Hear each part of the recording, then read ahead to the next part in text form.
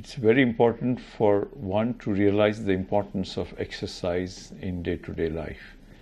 Those who are healthy, we want them to remain healthy, and that's why we must exercise. Those who have heart-related problems, they also must train themselves. Both exercise may not be same. There could be different levels, there could be different steps, there is different moving forwards. However, one must remember that unless we train the body is not going to respond. For any illness, if you are in bed for a little while, maybe 10 days or 20 days, body sort of lets you down. Muscles become lethargic and you don't feel the same. So from any illness, when you get out, you are expected to sort of train yourself. It is gradual. For many heart attack patients, we tell them starts on slow walks, build it up. So initially they do 10 minutes walk, build it up to 20 minutes. Generally we tell them not to climb up on an incline, don't go, but stay on a level ground. And in general, don't walk after eating. So on a full meal, you should never do your exercise. Also, don't carry weights in your hand. So this is the way you are trying to train your heart. Heart, which has taken rest during the heart attack phase, is now wanting to come back, and you have to be supportive. So if you train, you are increasing the heart rate. Dil ki dhadkan jo rehti hai, wo maybe it increases from 70 to 80, 85, 90 during this exercise period. Again, when you come back, it slows down and back at its regular rate. ऐसा करके we have to increase your activity and then come to a level where you're exercising something like 40 to 50 minutes every day, at least 4 to 5 days in a week.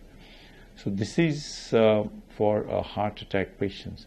Once they have spent about 3 to 6 months following this kind of regime, we tell them to get into some kind of regular training program, what we call as cardiac rehabilitation. So this involves actually walking faster and faster.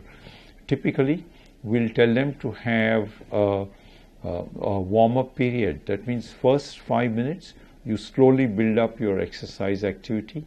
Last 5 minutes, you should have a cool down. That means as you're returning home, the activity speed should be slowed down. And the mid portion, you should try and do as aggressively as possible. So here, try and walk fast. Maybe intermittent gaps can be fast walk, slow walk, fast walk, slow walk, and ultimately join all these pieces so that you are walking fast for a length of time. By this, you are actually expected to push your heart rate to say 115, 120, maintain it for a length of time, say 25, 30 minutes, and then allow it to slow down. You are really training your heart for good athletic level conditioning. Those who are not heart patients, we still expect them to walk. They can even jog.